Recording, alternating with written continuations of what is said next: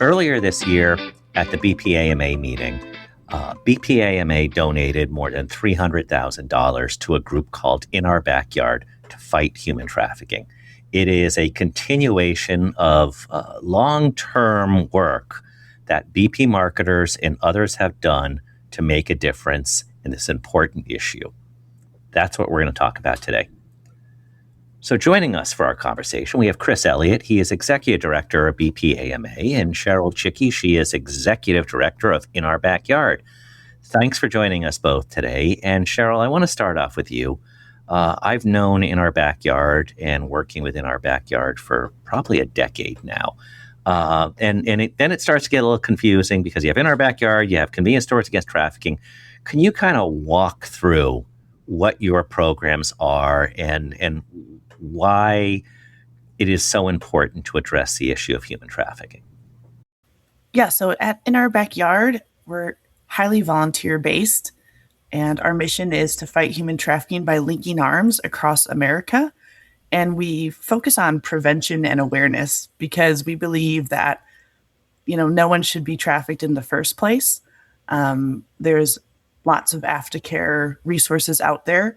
We highlight all of our actionable awareness towards the Human Trafficking Resource Hotline at 888-3737-888. But what it comes down to is we can have a hotline, but if no one knows human trafficking happens here in our own backyard, right? We might think it happens like in a third world country or somewhere far off and not in where we live. And also if survivors or someone experiencing this harm doesn't know there's a hotline to call and resources available, we're doing something wrong. So our goal is to learn how to prevent human trafficking through our 7 prevention programs and also how to raise actionable awareness. So I would say out of our 7 prevention programs, whether it's schools, we'll talk about Super Bowl, but CSAT or Convenience Stores Against Trafficking, that is our largest linking arm, the longest arm there is. It reaches across the entire country to about 54,000 convenience stores, because we do believe they empower every community to be a safer place. And I want to pause on that 54,000 number. That's enormous. That's more than the grocery stores in the country. That's more than the drug stores in the country. That's more than dollar stores in the country. It's about a third of all convenience stores. But when you talk about how 90-some thousand are one-store operators, that is amazing, amazing reach. And BP and BPAMA have played a huge part in that. And Chris, can you kind of walk us through a little bit about how your organization became involved in Our Backyard and making a difference in how do we address this issue? Yeah, sure, Jeff. We've had the privilege now of working with Cheryl and In Our Backyard for over 6 years. We were introduced to Cheryl by one of our marketers out of Atlanta area, Clipper Petroleum, and then really saw it as a great need, a great opportunity to support the cause as well as support the community. And as you talk about, the convenience store industry has great reach. We're privileged with over 7,000 BP and Amoco locations. And so to be able to utilize that network and really make a difference in communities has been phenomenal. When we started 6 years ago, contribution was significant, but just a testament, I think, of how the marketers have embraced this opportunity. That contribution, as you say, was actually $360,000 at our last convention. And so just fantastic to see that growth and to see those funds being used in a great way to support a fabulous cause. So I was vague on the number because I have never seen as cool a big check ceremony where there's a big check presented and then somebody just grabbed a Sharpie and said, I think we are upping that. Now, I don't know if the bank cashed that handwriting that took place, but that was like an extra bonus. And so, like I said, that's why I wanted to vague it up. And that also shows the commitment that your team has to this, because you had an initial amount and then there were some other activities and the amount just went that much higher. So it was a pretty cool moment that you often don't see when you have these kind of presentations. Yes, thank you. Yeah, we BP initiated something called a community pump program, and what that is it enables a dispenser at each branded location to dedicate that to local communities. And so the uptake in that community pump program was very significant towards supporting in our backyard. So we're very, very, very proud of that.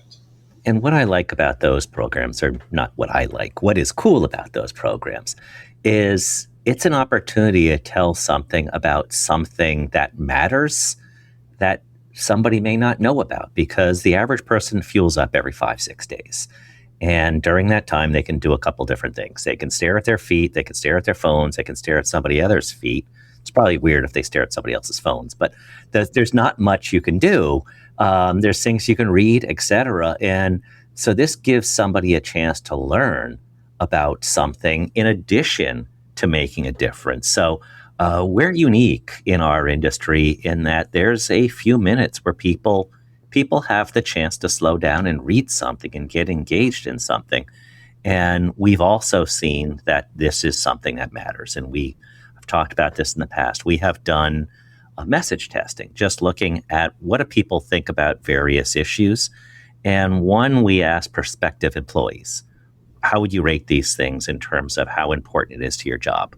Number 1 was wages. Number 2 was benefits. Number 3 was that my company fights human trafficking. And that was ahead of a whole bunch of other things.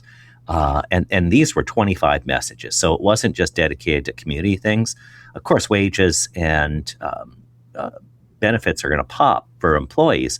But for others, for customers, fighting human trafficking was number 1. For opinion leaders in the community, fighting human trafficking was number 1. And I've mentioned this with Cheryl, and I want to ask you the question, Cheryl.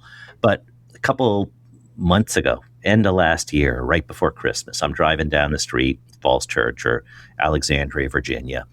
Nobody likes traffic. I'm in traffic. And the fueling truck in front of me has the CSAT, the In Our Backyard logo on the back of their tanker. And it's like, wow, what a way to make a difference. I know these things are in convenience store restrooms, but to see them on a tanker that hundreds of people can see a day, it was super impactful. What kind of story, Cheryl, do you hear when you go within our industry? Because like I said, a 54,000 number, that's incredible. You have reached that I would think a lot of suppliers in our industry would be envious of. And it is grassroots, and it is small staff. Yeah, I think those are the similar bridges between the nonprofit and this industry. I talk about it a lot. Doing this work, you're busy. I was busy as a volunteer doing outreach efforts. I've been there. I've been parts of recoveries for children and adults. And you have to have something in you. You have to know there's hope at the end of the tunnel, right? There's a light at the end of the tunnel. And I think this industry gets that. I think what we're seeing is that gap close between maybe the leadership and those on the ground who are inside the store sites. And that's how we see the exact same similar thing. We have these initiatives with law enforcement or advocacy, right? But who's getting those hotline stickers, our freedom stickers into the store? It's people just going onto our website saying, I want to put this hotline somewhere to help reach someone, and going out to a convenience store and putting it there. But what we miss, the stories you might not hear, is those volunteers report back to us, those stores report back to us, and they say, when your volunteer comes in our store, they're so kind. We get to express what we see. And that's the part that maybe sometimes leadership doesn't always hear, right? The stores are seeing every day gut checks, right? Something in their gut says, man, that felt off, because your community. Those are the stories we hear all the time. We also get survivors who actually order our freedom stickers and say, thank you for doing this. I'm going to put some up in my gas station because I wish these were here when I needed it most. So you can hear this storyline of it's real people, it's real grassroots. And one of my favorite stories is always when I go to one of the trade shows, how many vendors, booth hosts come and disclose to me maybe harm in the past or something they've survived. So although we're all out there trying to just, be convenient, right? There's a part of caring and we matter and purpose. And when you hear your results from your test, right, saying, we want to do something, we want to fight human trafficking, convenience stores, gas stations, you're just in this pivotal centrifuge almost of the community where survivors are going to use those restrooms to clean up. Maybe they grab a snack, whatever it is, but it's not a sense of why are they coming into our businesses, right? It's the point that they're in every business. We just have a very special opportunity to reach them maybe when they're alone for a second, or to kind of isolate them. It's hard to notice someone in the middle of a gigantic Walmart, right? But when you're at a convenience store, you're really shoulder to shoulder with people, which we don't have anymore. A lot of it's online.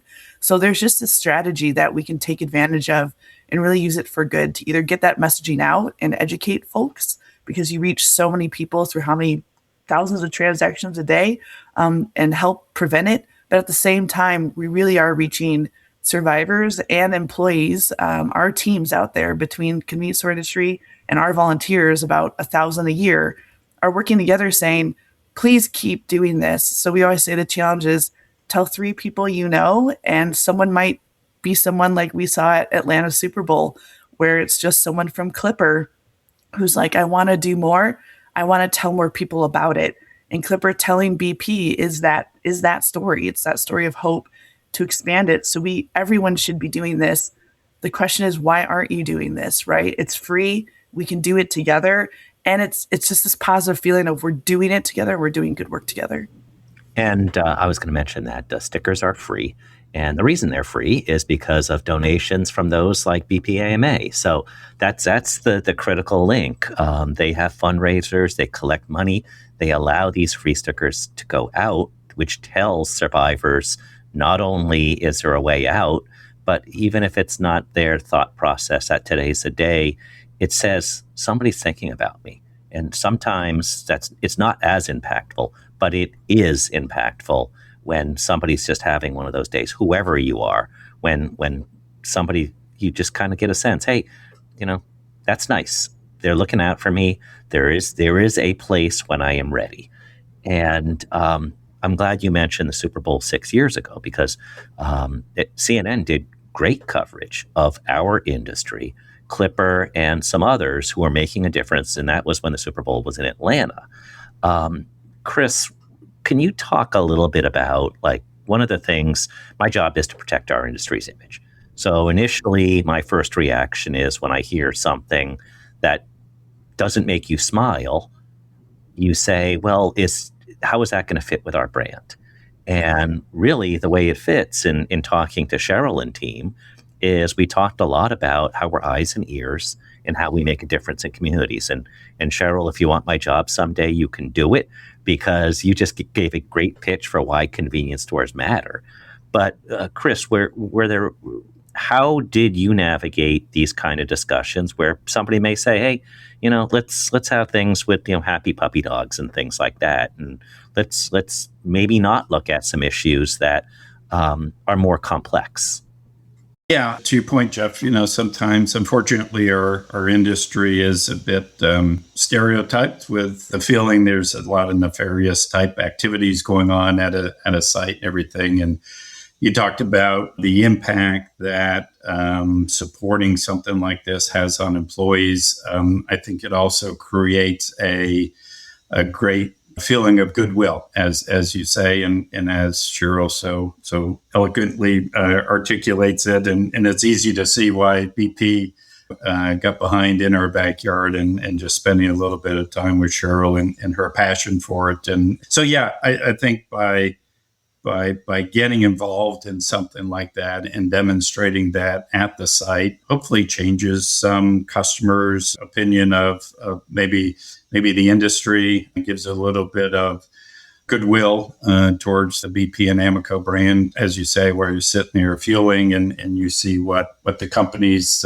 values are and what their culture they're trying to create. So beyond just supporting a fantastic cause, I do think it has a great positive influence on the people at the site level, as well as those customers that come to the site, and creates that environment where hopefully they want to come back to that type location. And that's for that side of the business, that's critical, right? The more frequent trips you can get from that same consumer is huge impact.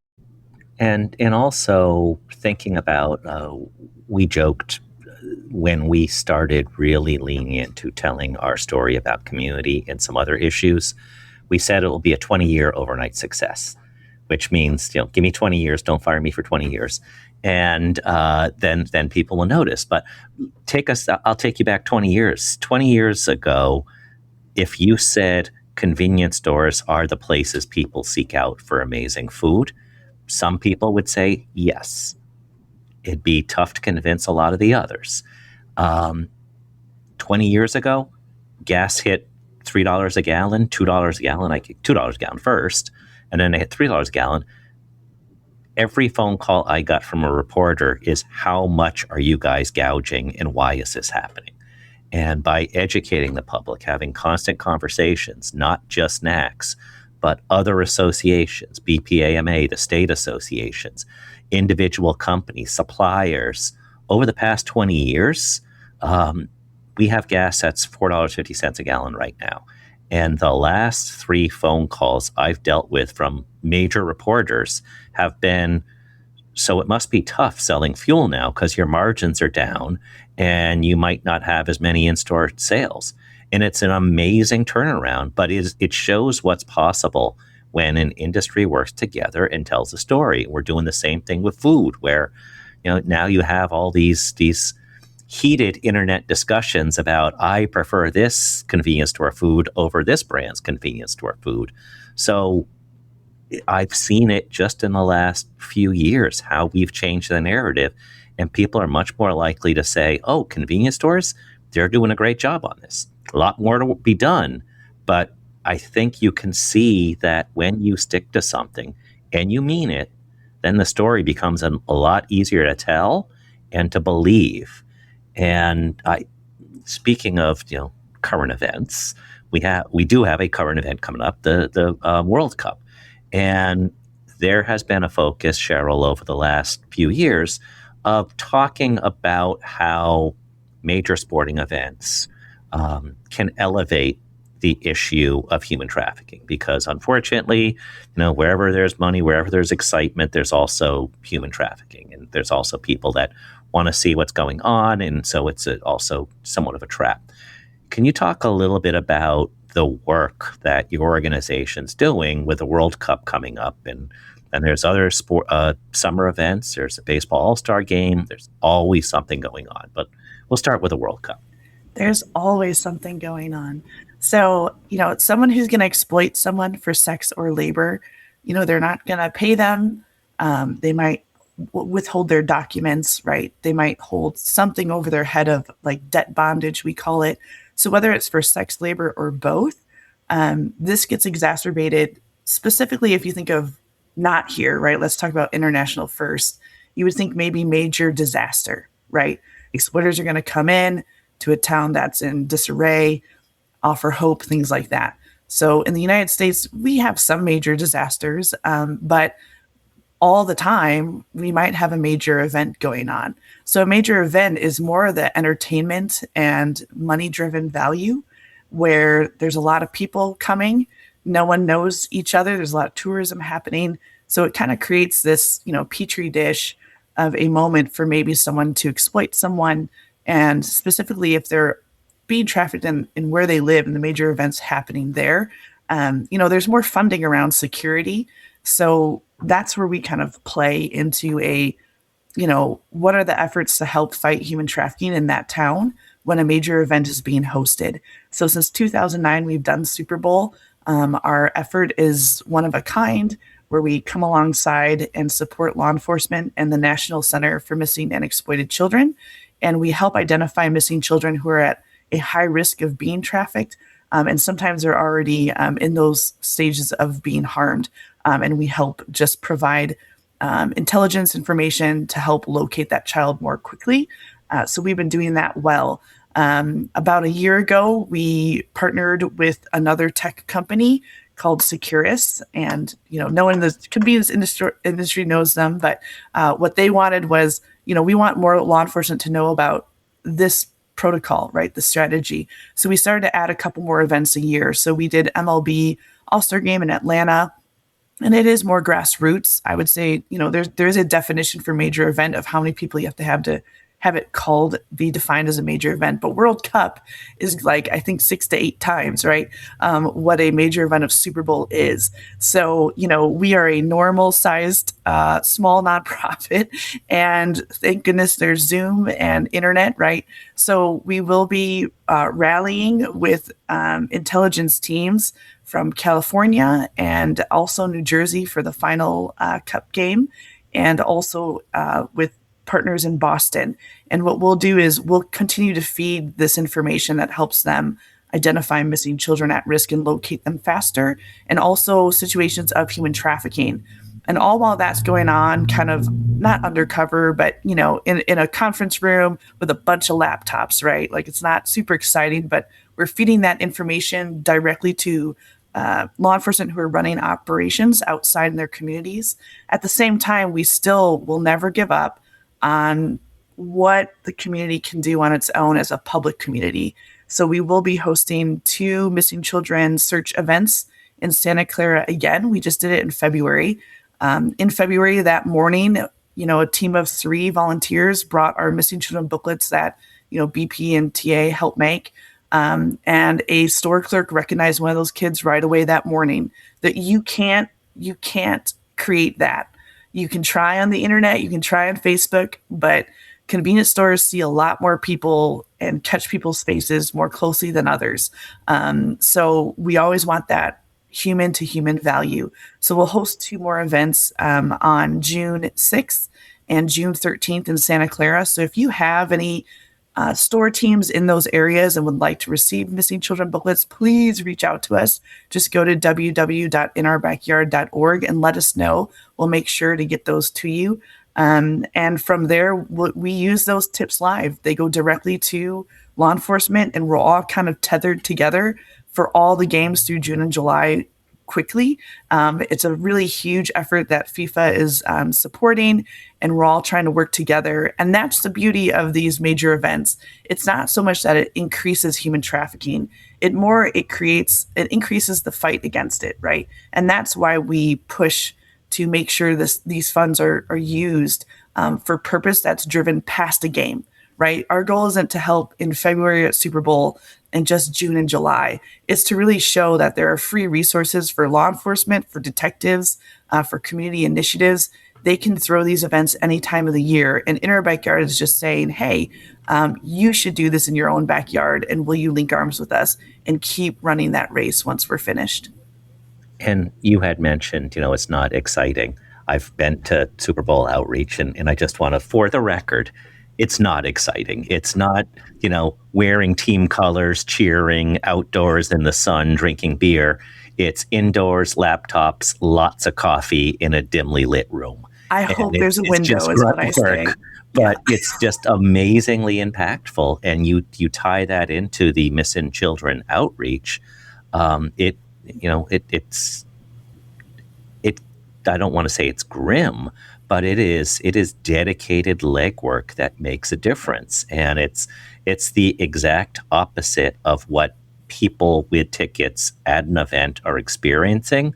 But I am sure it is equally euphoric when something positive happens and you can go and you can say, our team did a great job today.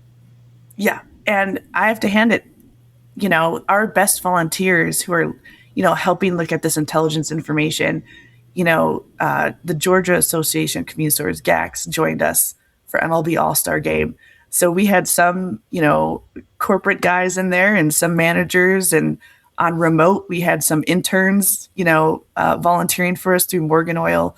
But, it's just amazing because the education of working inside the communities at convenience stores is the exact experience you need to help look at the information we're looking at. So some of our best volunteer teams are from, knowing through NACS and just networking in this industry. And it's really cool when a manager or an oil company says, whoever on our team wants to come help for a day, you can join remote for the day on company time or whatever it is. But it's really cool to just see people get how involved they want to, whether it's a community pump program to actually coming to Super Bowl as you do, Jeff, and you come right on site and come see what's going on. Because some people just say, I got to come see this. I got to know what's going on. So please reach out to us. We're always here. But, after the Super Bowl, we shared in the March conference for BPAMA, when we had a 12-year-old recovered, she was just put out by a trafficker over and over again for the 2 weeks we were there, and she's napping in the sheriff's office. There's something of a, this is fun. It's goodwill, but there is a child behind this harm that we are all helping. And we just say, we fight for that one. We fight for that one kid. A lot of us are parents. We might be grandparents. We might be teachers or whoever we are in the community. But when we see a 12-year-old face who might be out there being sex trafficked, everything is a good, really core hit gut reminder that we are really doing this work. Yes, it's a hotline. Yes, it's awareness. But when we can get a child out of that harm's way, that's why we're here. That's why we need to rally together. And everyone should walk away with this, with some next step. Either find out more or let us know that you're interested. You can always talk to all three of us, each of us on this call. We're pretty close in context of what the right next move is, but just make some move next is what I say. And I'll give you the final word, Chris, because you talked to all your, the members who have these pump programs, who are part of this, or anybody who is at the BPAMA meeting. What kind of feedback do you get? Do people just come up and say, hey, this made a difference. This helps with our sales, our community. It makes it easier to hire people or stay in the network. What are some of the takeaways that you get when they talk to you about why your support of community programs like this matter? Yeah, I think it's what you just articulated, Jeff, is that it goes from having tremendous impact on something that's a global issue and how to help support that, to feeling like you are involved. I think the challenges, how do we next convention top what we did? And I'm sure Cheryl will have plenty of suggestions for that. But we had a marketer come up when the conference was over, Bill Tome with Mark Oil, and said exactly that. I want to be more involved. I've been involved. It's such a tremendous outreach, a tremendous need. How can Mark Oil do more? And so it's things like that makes you feel great to be involved with such a worthwhile cause and utilize the scale that the industry has, that BP has, to do as much as we can. Well, as Cheryl said, reach out to any of us if you need more information or want to get more engaged on any level. It's also worth mentioning the May issue, the latest issue of NACS Magazine, the May 2026 issue, has two articles about BPAMA and In Our Backyard. One is an interview with one of the senior leaders of BP, and the other one is a picture, but it's not the one that the Sharpie got a hold of. So have to figure out what, maybe you have to get a Sharpie and whiteout next year. And for you kids, I can explain what whiteout is someday. But anyway, there's the May issue of NACS Magazine had a couple nice stories referencing that. The December issue, December 2025, went through more detail about all the different groups that are making a difference. And as Cheryl said, 50,000 plus, which is an enormous number and continues to grow. So thank you both, Chris and Cheryl, for what you do. Thank you both for what your organizations do. And thank you all for making a difference in this fight, which our industry has raised their hands and said, we'll join, and using one of Cheryl's terms, and sticking out our arms and linking our arms to make this a more effective fight. So thanks again for joining us. Thank you, Joe. And thank you all for listening to Convenience Matters. Convenience Matters is brought to you by NACS and produced in partnership with Human Factor. For more information, visit convenience.org.